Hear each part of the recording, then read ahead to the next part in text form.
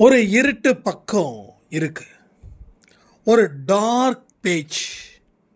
இதுதான் உங்க வாழ்க்கையில அத்தனை எதிர்மறை எண்ணங்களையும் தீய சக்திகளையும் உருவாக்கக்கூடிய ஒரு இடமா இங்க இருக்குது.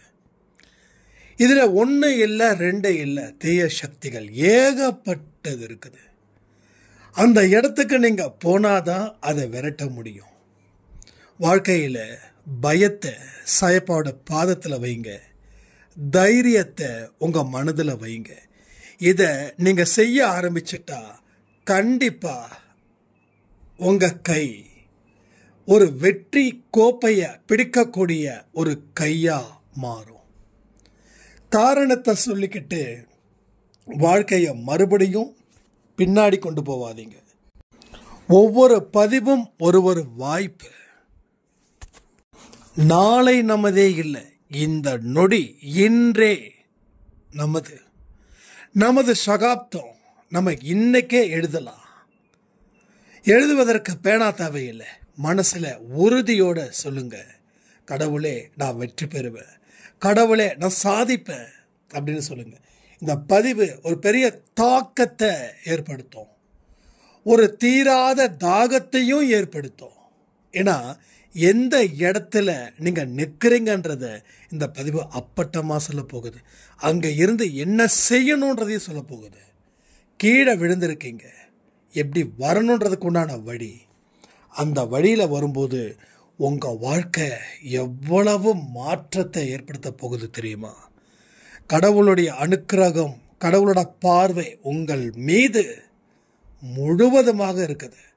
ஸோ நல்லவன் ஏன் வாடாமலே போகிறான்னா அதற்கு காரணமாக இந்த வார்த்தைகளும் இருக்குது.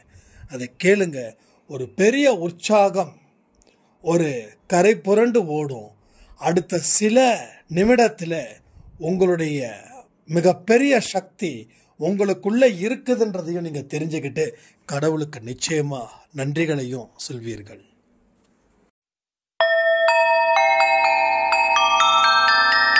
ஓம் சாயிரா சாயிரா, ஓம் சாயிரா சாயிரா, ஓம் சாயிரா சாயிரா, அன்பே சாயிரா, பேரன்பே சாயிரா, அகிலம் தளிக்க ஆத்மா விழிக்க அனுதினம் சாயிரா, எங்கள் அன்பே சாயிரா.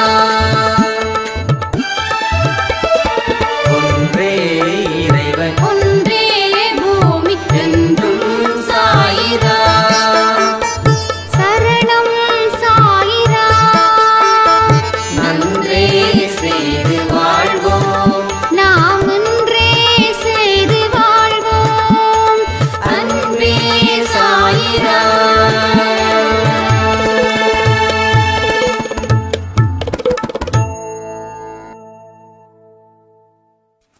சாயிராம். என் உயிரின் உயிரானவர்களே, இன்னைக்கு 12 மணிக்கு கொடுத்த பதிவு என்னுடைய வாழ்க்கையில் இருட்டா இருக்கிற பக்கத்தை வெளிச்சம் போட்டு காட்டுச்சு. ஒரு பெரிய மாற்றத்தை ஏற்படுத்துவதற்கு இந்த பதிவு நிச்சயமா எனக்கு ஒரு வரப்பிரசாதமாக இருக்குது அப்படின்னு ஒரு சாய்ராமுடைய ஒரு கமெண்ட். இன்னைக்கு என்ன பேச போறோம்? உங்க வாழ்க்கையில் இருக்கக்கூடிய டார்க் பிளேசஸ், இருட்டு பக்கங்கள். இந்த இருட்டு பக்கத்தை வெளிச்சத்துக்கு கொண்டு வந்தாதான் நாம என்ன செய்யணும் அப்படின்றத நம்ம தெரிஞ்சுக்க முடியும். ஒவ்வொரு மனுஷனுக்கும் அந்த டார்க் பிளேஸ் அப்படின்னு ஒன்று இருக்குது. அதை பார்க்க பயப்படுறான். ஏன்னா இருட்டு அவனுக்கு ஒரு பயத்தை ஏற்படுத்துது, ஒரு அவநம்பிக்கையை ஏற்படுத்துது. தன்னால் எதுவும் முடியாது அப்படின்ற ஒரு பக்கத்தை தான் அது ஏற்படுத்துது. பயந்து போறவனுக்கு இந்த வாழ்க்கையில இடம் இல்லை. கடவுள்கிட்ட நீங்க வந்துட்டீங்க, உங்க கரங்களை அவர்கிட்ட காட்டி என்னை காப்பாத்து அப்படின்னு சொல்றீங்க. அப்போ காப்பாற்றக்கூடிய தெய்வம் உங்க கூட இருக்குதுன்னு நம்புறீங்க. ஆனாலும் இருட்டா இருக்கிற இடத்துக்கு பார்க்கறதுக்கோ போறதுக்கோ ஏன் பயப்படுறீங்க? அப்போ உங்க மனசுல அந்த இருட்டு அப்படின்றது 90% இருக்குது. அதை குறைக்கணும். அப்பதான் அந்த இடத்தை நாம புரிஞ்சுக்க முடியும். சில பேரோட வாழ்க்கையில சில விஷயங்களை நான் நினைச்சு பார்த்தாவே பயமா இருக்குது அப்படின்னு ஒரு சில விஷயங்கள் உங்க வாழ்க்கையில இருக்கும். அன்னைக்கு நீங்க பயந்த பயம் இப்ப வரைக்கும் வாழ்க்கையில வெளிச்சத்தை நோக்கி, வெற்றியை நோக்கி, நம்பிக்கையை நோக்கி போகவே முடியல.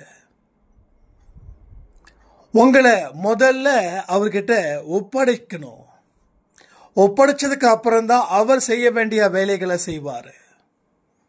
எனக்கு ஒரு பொருள் ரிப்பேர் ஆகுது, அந்த பொருளை ரிப்பேர் பண்ணக்கூடிய இடத்துல கொடுத்தாதான் அவங்க அதை ரிப்பேர் பண்ணி எனக்கு சரி பண்ணி கொடுக்க முடியும். அப்பதான் அதை நான் பயன்படுத்த முடியும்.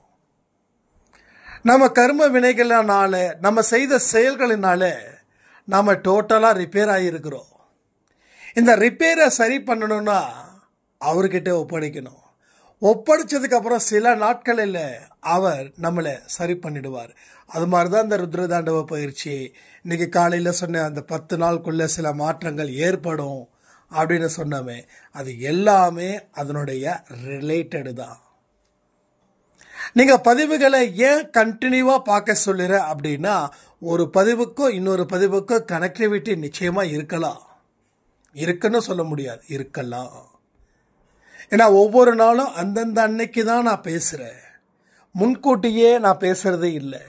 எல்லா சேனல்ல வருதும் அந்தந்த அன்னைக்கு தான் நான் பேசுறேன். அப்போ அது ரிலேட்டடான திங்ஸ் டெஃபினட்டா இருக்கும்.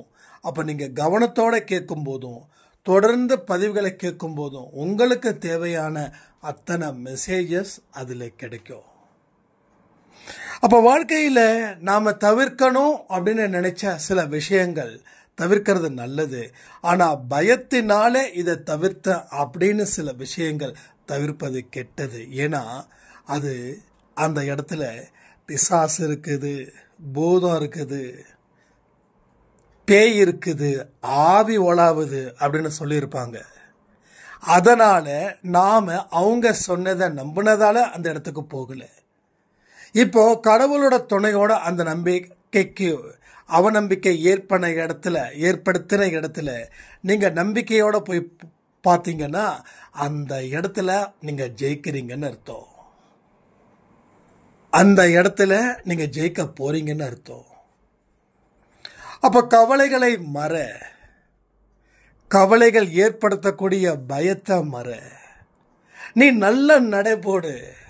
உன் வாழ்க்கையில நீ அடைய வேண்டியது நிச்சயமா உன் முன்னாடியே வரும். நீ அதை தேடணும் அவசியம் இல்லை.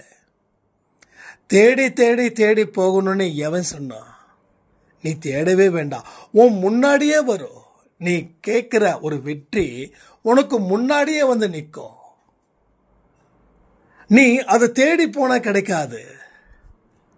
நீ தேடுனா நிச்சயமா கிடைக்காது. எத்தனையோ மனுஷங்க எல்லாமே தேடுறாங்க. சில பேர் பணத்தை தேடுறான், கிடைக்கல. சில பேர் புகழை தேடுறான், கிடைக்கல. சில பேர் என்னென்ன தேவைகள் இருக்கோ தேடுறான், எதுவும் கிடைக்கல. கிடைக்கல அப்படின்னும் போது விரக்தி அடைகிறான். ஆனா நான் சொல்றேன், நீங்க சில விஷயத்த கொஞ்சம் டர்ன் பண்ணீங்கன்னா உங்களுக்கு என்ன சேரணுமோ, நீங்க என்ன ஆசைப்படுறீங்களோ அது உங்க கண்களுக்கு முன்னாடியே வந்து நிறுத்தப்படும். இதுல எந்த மாற்றமும் இல்லை. நான் சொல்றது எல்லாமே 100க்கு 100 உண்மை. அதற்கு தகுந்த மாதிரியான மனநிலையை உருவாக்கணும், அதற்கு தகுந்த வழியை உருவாக்கணும். ஏற்கனவே போட்ட பாதையில போகக்கூடாது. நமக்குன்னு ஒரு பொது பாதையை தேடு. உன் லட்சியம் என்னன்னு கண்டுபிடி. அதுக்கு தேவையான முயற்சிகளை அதற்கு தேவையான உழைப்புகளை, அதற்கு தேவையான நேரத்தை ஒதுக்கு. இது எல்லாமே செஞ்சு பாரு. நீ என்ன தேடுறியோ அது கிடைக்கும். இருட்டில் உட்காந்துட்டு வெளிச்சத்தை தேட முடியாது. வெளிச்சம் இருக்கிற பகுதிக்கு போனாதான் வெளிச்சம் கிடைக்கும். அப்போ உங்க முயற்சி அவநம்பிக்கையால தடை போடுது. பயத்தினால எந்த முயற்சியும் இங்க எடுக்கல. எத்தனையோ பேர் என்கிட்ட தனிப்பட்ட முறையில் பேசும்போது சொல்லக்கூடிய வார்த்தை, பயத்தால முடிவெடுக்க தெரியாம இருக்க அப்படின்னு. இன்னும் சில பேர் 10 வருஷத்துக்கு மேல எந்த முடிவும் எடுக்க தெரியாம தவிச்சுக்கிட்டு இருக்க. அதாவது இன்னைக்கு என்ன இருக்கோ அதை ஏத்துக்கிட்டீங்கன்னா நீங்க நினைச்சத சாதிச்சிடலாம். ஆனா இன்னைக்கு இருக்கிறத நான் ஏத்துக்க மாட்டேன் அப்படின்னா உங்களால நினைச்சத கற்பனை பண்ணி கூட கனவுல கூட பார்க்க முடியாது. ஏன்னா எந்த ஒரு வினையும் செய்யாம அது நடக்காது. அப்ப நீங்க நகர்ந்தாதான் காட்சிகள் மாறும். நீங்க நகரலைன்னா என்ன காட்சியை பார்த்துக்கிட்டு இருக்கீங்களோ அதே காட்சிகளை தொடர்ந்து பார்க்கும்போது அது நேர்மறை எண்ணங்களா இருக்காது, எதிர்மறை எண்ணங்கள் கொண்டதாக மட்டுமே இருக்கும். அப்ப நீங்க பல பேரை பார்க்குறீங்க, பல பேரோட அனுபவத்தை பெறாமலே நீங்க பெறுகிறீங்க, பெறாமலே. அப்போ அது எல்லாம் உங்க மனசுல ஒரு ஆழமான நம்பிக்கையை மட்டும் ஏற்படுத்தல, ஒரு தைரியத்தையும் உருவாக்குது, ஒரு புது முயற்சிக்கும் வழிவகுக்குது. உங்க வாழ்க்கையில இருக்கக்கூடிய பல துஷ்ட சக்திகளையும் அது துரத்துது. துஷ்ட சக்தியை உருவாக்குறதும் நல்ல சக்தியை உருவாக்குறதும் நாம் மட்டுமே, பிறர் இல்லை. ஆனா பிறர் உருவாக்குனதான் நாம நினைச்சு நாம வாழ்ந்துகிட்டு இருக்கிறதால நம்ம வாழ்க்கையில எந்த விதமான நகருதலும் இங்கே இல்லாம போயிடுச்சு. தத்துவத்தை பேசி காலத்தை வீணாக்குறது புத்திசாலிங்களுக்கு அழகே இல்லையே. ஜெயிக்க வேண்டியவன் தோத்துக்கிட்டு இருக்கிறான், தோக்க வேண்டியவனை ஜெயிச்சுக்கிட்டு இருக்கிறான். அப்ப நீங்க ஜெயிக்க பிறந்தவர்கள். ஏன்னா கடவுளுடைய ஆசீர்வாதம் உங்களுக்கு முழுவதுமா இருக்கு.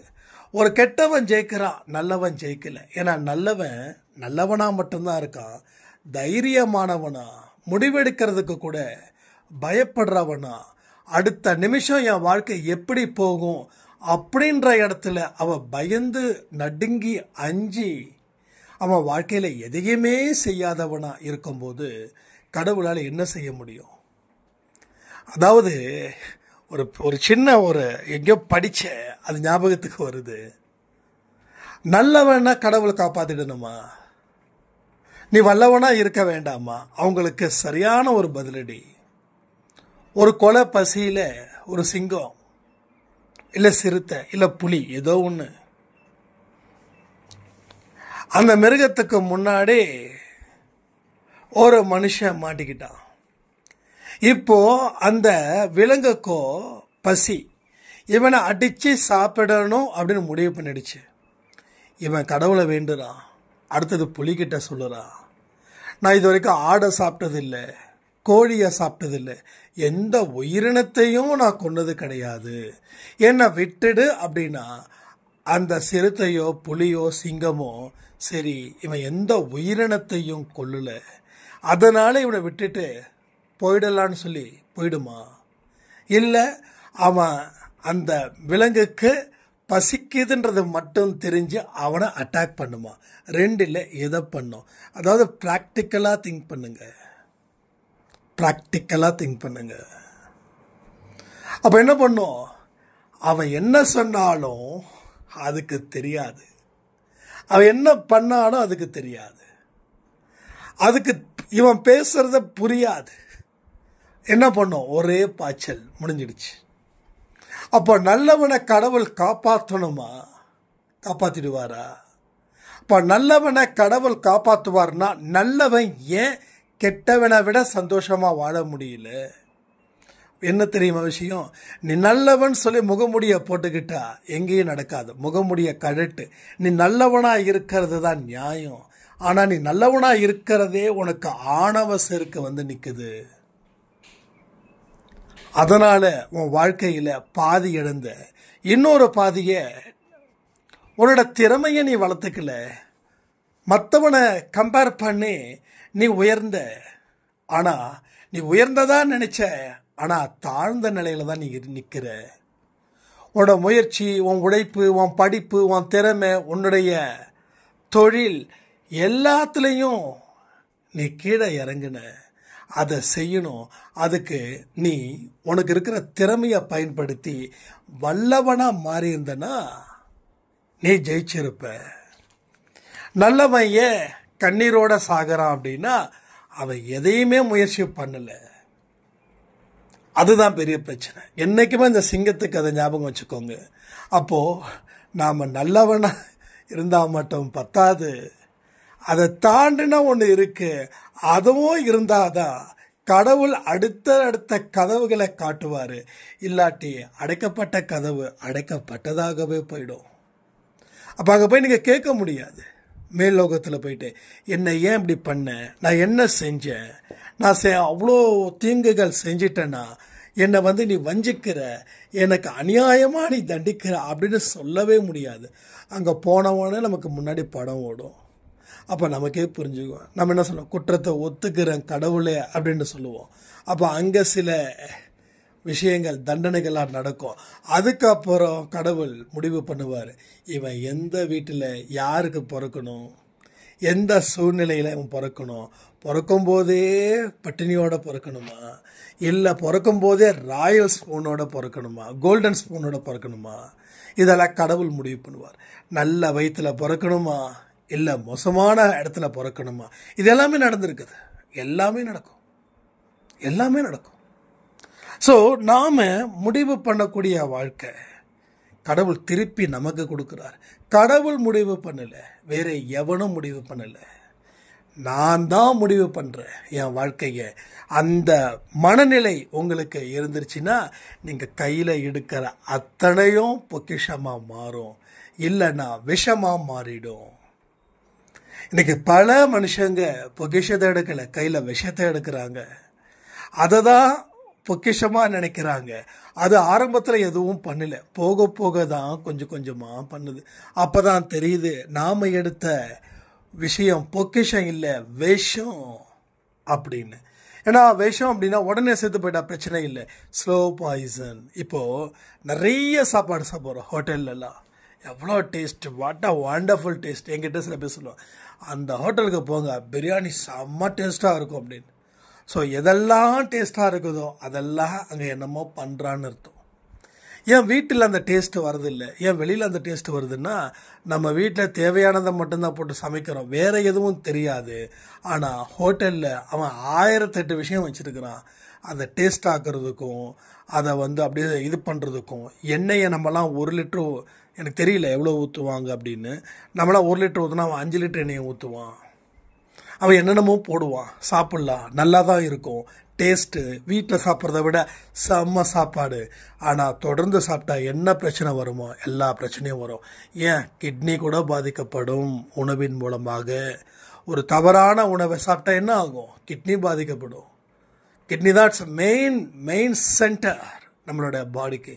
லிவர் ப்ராப்ளம் ஆகும், ஹார்ட் ஃபங்க்ஷன் ஆகும், எல்லா விஷயம் நடக்குது. எதுவுமே நடக்காம ஒன்றும் இல்லை. 40க்கு மேலே நமக்கு ஏகப்பட்ட பிரச்சனைகள், கைவலி, கால்வலி, மூட்டு வலி, அந்த வலி, இந்த வலி, எல்லா வலியும். ஏன்னா நீ என்ன எடுத்தியோ அதனுடைய ரிஃப்ளெக்ட் தான் இது. நீ என்ன எடுத்தியோ அது 1:10ன்றது சும்மாவை நம்ம வச்சோம். இல்லை 1+1 கொடுத்தா 2 சொன்னால் சேனல் வந்து நல்லா வியூஸ் ஆகும் அப்படின்னா இல்லையே. நீ என்ன எடுக்கிறியோ உனக்கு 10 வருது. அப்போது எல்லா விஷயத்துலையும் அந்த 40-50 வயசில் கூட இன்னும் சில பேருக்கு கவனம் வைக்கல. ஆனால் நான் என்ன சொல்கிறேன், ஒரு 20-25 இருந்தே கவனத்தை வச்சுட்டா நான் ஆன்மீக வாழ்க்கைக்கு வந்து நெத்தியில் பட்டையை போட்டு காவி வேஷ்டியோ இல்லை காவி புடவையோ கட்டிக்கிட்டு இருக்கணுன்றது இல்லை. நீ கோட் ஷர்ட்டை போடு, இல்லை ஜீன் டிஷர்ட்டை போடு, நோ ப்ராப்ளம். ஆனால் உன் மனசு எப்படி இருக்கணுமோ அப்படி இருந்துக்கோ. ஆன்மீக வாழ்க்கைன்றது உன் வாழ்க்கையை வெற்றிகரமாக நகர்த்திட்டு போவதற்குத்தானே தவிர அது இமயமலையில் உட்காந்துக்கிட்டு சாமியாராக மாறுவதற்கான உண்டான முயற்சி கிடையாது. நீயா இருக்கணும். அப்போ உனக்கு தேவையான அத்தனை விஷயங்களும் சேவைகள் மூலமாகவே கிடைக்கும். நம்ம உயர்ந்த இடத்துல இருக்கும்போது உயர்ந்த எண்ணங்கள் சொல்கிறேன். உயர்ந்த இடம்னா துட்டு இல்லை, கேரக்டர்ஸ் இருக்கும்போது மற்றவங்க நமக்கு சேவை பண்ணுறதை கூட பெருமையாக நினைப்பாங்க. அந்த மாதிரி உயர்ந்த எண்ணங்கள் கொண்ட மனிதனாக அன்பே சாய் குடும்பத்தில் இருக்கிறவங்க உருவாகணும், உருவாக்கப்படணும். இதுதான் கடவுள் நமக்கு கொடுத்துருக்கக்கூடிய முக்கியமான அசைன்மெண்ட். ஒவ்வொருத்தவங்களுக்குள்ள ஒத்துமையாக இருங்க, கண்ணியத்தோடு இருங்க, நம்பிக்கையோடு இருங்க. பொய் பித்தலாட்டம் அது இது இல்லாமல் இருங்க. யாரையும் ஏமாத்தாதீங்க, யாருடைய மனதை காயப்படுத்தாதீங்க. எத்தனையோ வார்த்தைகள் அள்ளி அள்ளி அள்ளி அள்ளி அந்த மனுஷன் கொடுத்துருக்கார், யார்? சாயப்பா. ஆனால் 1-2 விஷயத்தை கேட்டாவே நம்ம வாழ்க்கையில் வளர்ந்துடலாம். அப்போ அவர் சொல்லக்கூடிய அத்தனை விஷயத்தையும் இந்த ஜென்மத்தில் நீங்கள் ஃபாலோ பண்ணால் கூட இந்த ஜென்மம் இறுதியான ஜென்மாக்குமா கூட உங்களுக்கு மாற வாய்ப்புகள் நிறைய இருக்குதுன்றதை மறக்காதீங்க. பயம் இல்லாத ஒரு வாழ்க்கை வாழ முயற்சி செய்யுங்க.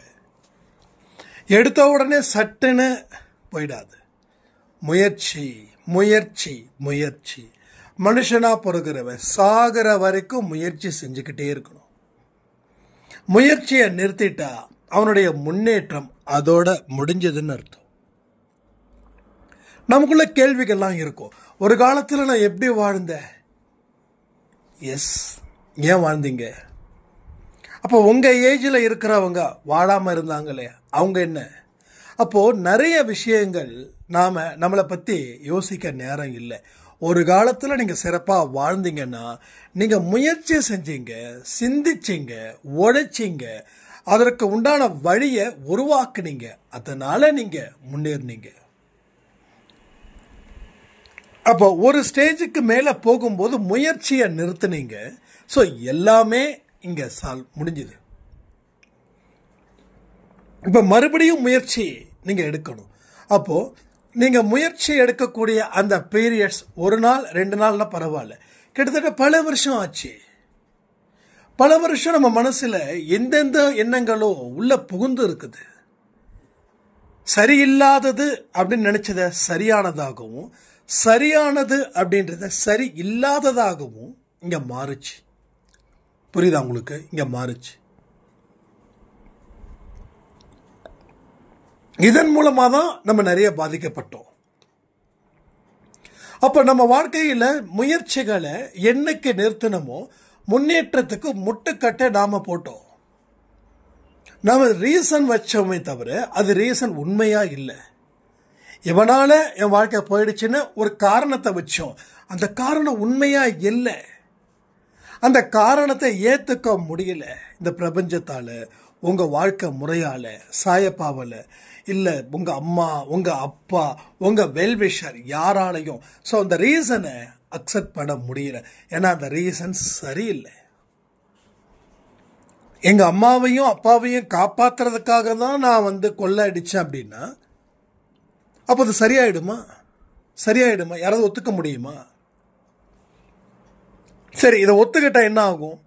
அப்போ யாருக்கெல்லாம் தேவைப்படுதோ அவங்க எல்லாம் என்ன பண்ணுவாங்க? கொள்ளையடிக்க ஆரம்பிச்சிருவாங்க. அப்போ நீ ரீசனை அக்செப்ட் பண்ண முடியல. நீ திருடி இருக்க, அது தண்டனை. உன்கிட்ட திருடினதால உன்னை பிடிச்சி வைக்கல, நீ வேற ஒருத்தங்கிட்ட திருடினதால உன்னை பிடிச்சி வச்சிருக்காங்க. காரணத்தை கேட்குறாங்க, காரணத்தை சொல்ற. ஆனால் தண்டனை என்னமோ தண்டனை தான். அதில் எந்த விதமான மாற்று கருத்தும் இல்லை. அதே போல தான் நாமளும் வாழ்க்கையில் ரீசன் ரீசன் ரீசன்.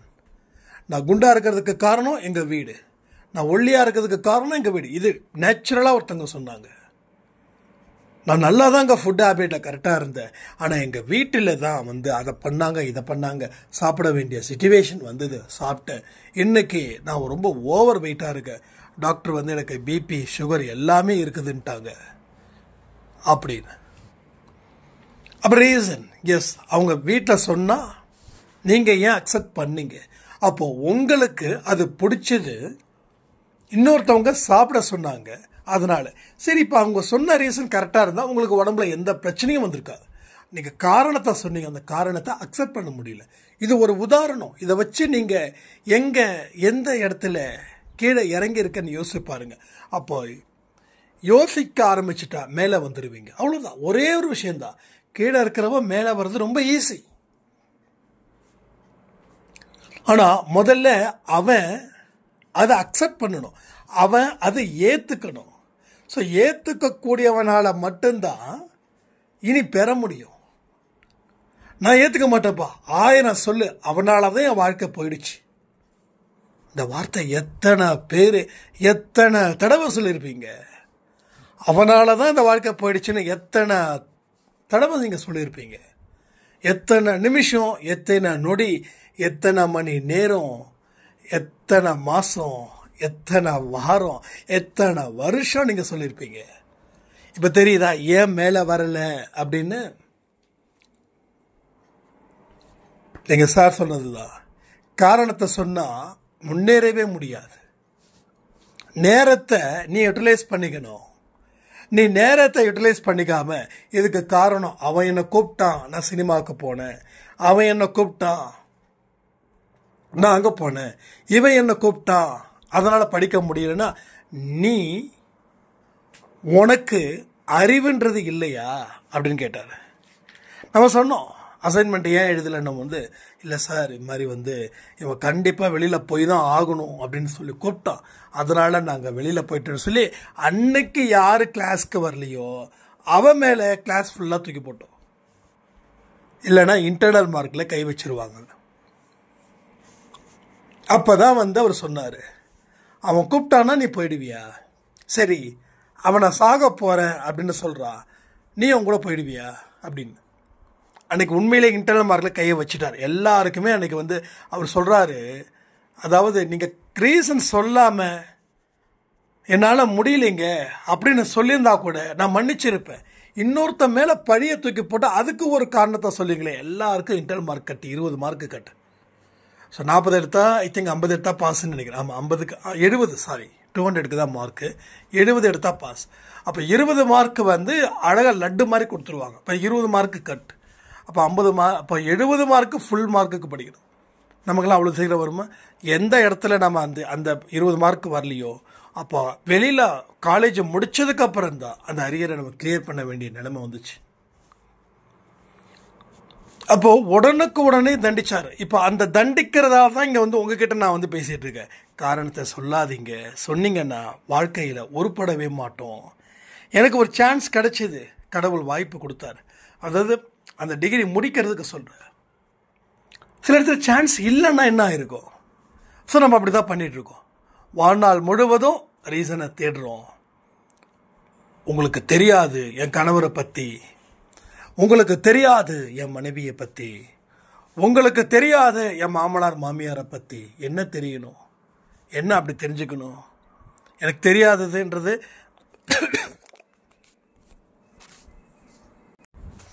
எல்லா விஷயமும் எல்லாருக்கும் தெரியும். சரி, நம்ம நிறைய அப்படிதான் சொல்றோம், உங்களுக்கு தெரியாது என்ன நடக்குதுன்னு. அதாவது எனக்கு மட்டும் இல்லை, நீங்க யாருக்கிட்ட சொன்னாலும் எல்லாருக்கும் எல்லாம் தெரியும். ஓகேங்களா? எல்லாருக்கும் எல்லாம் தெரியும். மாமனார் மாமியார் ஸ்டார்டிங்கில் அப்படி தான் இருப்பாங்க. அவங்க அப்படி தான் இருக்கணும்னு நான் கடவுள்கிட்ட பிரார்த்தனை பண்ணிக்கல, அவங்க அப்படி தான் இருப்பாங்க. அதே போல் மாமனார் மாமியாருக்கு மருமகள் அப்படின்றவங்க அப்படி தான் இருப்பாங்க. கொஞ்சம் வெட்டு கொடுத்து போனால் குடும்பம் நல்லாயிருக்கும். இங்கே நான் பெரியவனா நீ பெரியவனா? நான் ஒன்றேன்னு கேட்குறேன், இந்த 4 பேத்துக்குள்ளே நான் பெரியவனா நீ பெரியவனான்னு கேட்கணும். அந்த உலகம் பெருசு இல்லை. இந்த உலகம் எவ்வளோ பெரிய ஒரு விஷயத்தை கொண்டாடுது. ஆனால் நீங்கள் 4 கதைகளை பேசிக்கிட்டு அதில் இந்த கதை அப்படி அந்த கதை அப்படின்னு பேசுறதுல, பெருமை பேசுறதுல என்ன சாதிக்க போகிறீங்க? சில பேர் பார்த்தீங்கன்னா ரொம்ப இன்ட்ரெஸ்டிங்காக இருக்கும், சண்டை போடும், ஒன்றுமே இருக்காது. உலகத்தில் எத்தனையோ சாதனையாளர்கள் சாதிச்சிட்டு இருக்காங்க. இங்க ஒரு கொழாயடி சண்டை நடந்துகிட்டே இருக்குது. இது எல்லாமே தப்பான ஒரு விஷயம். இதையெல்லாம் புரிஞ்சுக்கிட்டா வாழ்க்கைன்றது எவ்வளோ பெருசு, எவ்வளோ பெரிய வாசல் இங்க இருக்குது. ஏன் ஒரு நெருக்கடியான இடத்துல நீ பெரியவனா நான் பெரியவனா இந்த பாகுபாடு தேவையா நமக்கு? இதையெல்லாம் புரிஞ்சு கொஞ்சம் வாழ முயற்சி பண்ணுங்க. அதே போல ருத்ரதாண்டவ பயிற்சி எப்படி போயிட்டு இருக்குதுன்னு சொல்லி கொஞ்சம் கமெண்ட் பண்ணுங்க. எல்லாரும் கரெக்டாக மெயின்டைன் பண்ணுறீங்களா? வாரம் நான் உங்களுக்கு சில கொஷின்ஸ் கேட்பேன், அதுக்கு நீங்கள் ஆன்சர் பண்ணுங்கள். ஏன்னா அது கரெக்டாக மெயின்டைன் பண்ணணும். ஒரே நேரத்தில் சச்சரிதம், மெடிடேஷன் இதெல்லாம் படிக்கணும். ஏன்னா இதெல்லாம் முடித்ததுக்கப்புறம் நம்ம அந்த டிசம்பர் மாதத்தில் நம்மளுடைய வாழ்க்கையில் இருக்கக்கூடிய வளர்ச்சி அப்போ தான் நமக்கு ஒரு பெரிய வியப்பை அது கொடுக்கும். அதனால் அதெல்லாம் புரிஞ்சுக்கோங்க. அதற்கு தகுந்த மாதிரி மனப்பூர்வமாக எல்லா விஷயத்தையும் நீங்கள் செய்யணும். அதே போல் ஒவ்வொரு நாளும் ஒவ்வொரு சேனலில் இருந்தும் விசேஷமான மெசேஜஸ் உங்களுக்கு வருது. சாய் 365 அண்ட் பிரார்த்தனை நேரம், வெற்றி நிச்சயம் சாயின் சத்தியம் அண்டு சாய் 1:10 எவ்ரிடே 6 o'clock மற்ற விஷயத்தை வச்சு சில வார்த்தைகளை வச்சு நம்ம பேச போகிறோம். ஸோ எல்லாமே நமக்கானது. ஏன்னா வெற்றி கொடி கட்டியே ஆகணும்னு சாய்ப்பா முடிவு பண்ணிட்டாரு. அதனால் எல்லாரும் ஒன்றா இருக்கும்போது நீங்களும் சேருங்க. தேரை ஒன்றா இழுத்தாதான் கடவுள் சந்தோஷப்படுவார். அப்புறம் நான் தேரை இழுத்துக்கிறேன் அப்படின்னா அந்த அப்புறமாகவே போயிடும். ஸோ இப்போ இந்த நொடி தான் நமக்கு முக்கியம்னு சொல்லி இந்த பதிவை நான் முடிக்கிறேன். ஜெய் சாய்ராம்.